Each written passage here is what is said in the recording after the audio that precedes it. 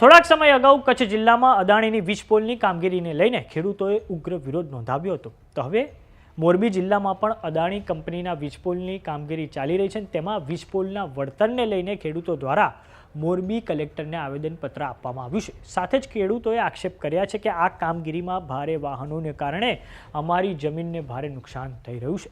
તો આવો જાણીએ સમાચાર વિસ્તારથી. નમસ્કાર, જમાવટ સાથે હું છું પાર્થ.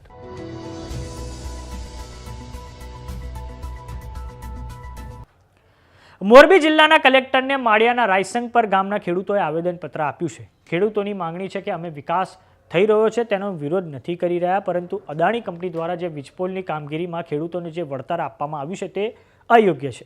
આ ઉપરાંત વીજપોલની કામગીરી દરમિયાન કર્મચારીઓ દાદાગીરી કરે છે અને સાથે જ ભારે વાહનો ઊભા પાકમાં ચલાવવામાં આવે છે.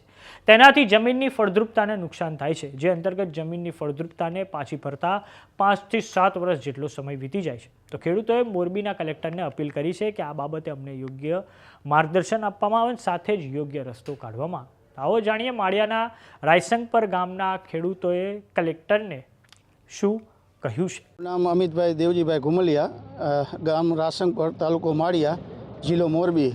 અમે આવ્યા છે જે પાવર ગ્રીડની જે હેવી લાઈન નીકળે છે તેના માટે અમે આવેદનપત્ર દેવા આવ્યા છે. એમાં અમારા વિવિધ મુદ્દા છે કે સરકારના જે વિકાસનો અમારો વિરોધો નથી, પણ જે ખેડૂતને મળતું યોગ્ય વળતર, જે કે હાલ કે વેલ્યુએશન પ્રમાણે જે જંત્રી મુજબ નહીં, એમાં એકવાર પાવર ગ્રીડનો લાઇનનો જે આપણે ટાવર આવ્યા પછી ખેડૂતની જમીનની વેલ્યુએશન સાવ ડાઉન થઈ જાય છે. તે પછીનું કે જે વીજ લાઇનના જે કર્મચારીઓ છે તે મનમાનવી કરે છે કે ઊભા પાકમાં ગમે એવા હેવી વાહન ચલાવે છે, તેના કારણે જમીન સાવ નષ્ટ થઈ જાય છે. એની ફળદ્રુપતા જે વર્ષો સુધી 5-7 વર્ષ સુધારવામાં જે વાર લાગે છે, અને એની નીચે અમે ન કોઈ અમે બાગાયતી વાવી શકીએ છીએ, ન તો કોઈ અમે કોઈ ક્વાર્ટર બનાવી શકીએ છીએ લેબર માટેના ખેતરમાં, ન એમાં અમે બાગાયતી ખેતી કરી શકીએ, કારણ કે આ જમીન અમારી કાયમી નિષ્ફળ વહી જાય છે.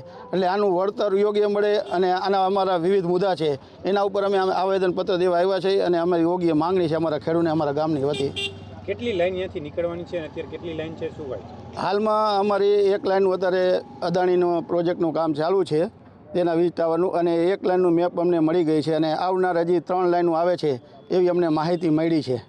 અમે ગાંધી ચીધિયા માર્ગે આંદોલન કરશું. અમે કોઈ કાયદો કે વ્યવસ્થા હાથમાં લઈ લઈ, અને સરકારનો અમને પૂરો સપોર્ટ છે કે અમને યોગ્ય નિર્ણય આપશે, અને કલેક્ટર સાહેબને અમારી નમ્ર વિનંતી કરીશું કે અમને યોગ્ય નિર્ણય અને આમાં યોગ્ય માર્ગદર્શન આપે અને યોગ્ય રસ્તો કાઢે અમારે બધે, એવો અમને વિશ્વાસ છે. પણ અમે ગામના ખેડૂતો અત્યારે હાલમાં અમારા ગામમાં વીજ વાયરના થાંભલા માટે અદાણી કંપનીનું કામ ચાલુ છે. એક ઓલરેડી જૂનું 5-7 વર્ષથી એક ગામમાં તો નાખેલી જ છે એક લાઈન કંપની દ્વારા. હજી આના પછી એક લાઈનનો સર્વે નંબર આવી ગયા છે, અને ભવિષ્યમાં પણ હજી 1-2 લાઈન આવવાની છે, મોટી મોટી એવી વીજ લાઈન.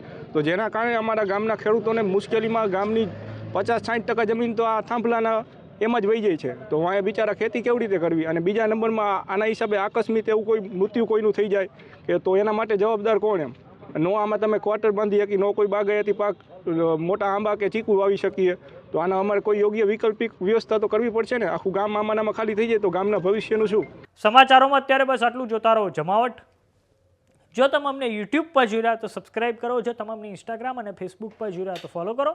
સાથે જ અમારી વોટ્સઅપ ચેનલ આવી ગઈ છે, જોઈન કરવાનું ના ભૂલતા. નમસ્કાર.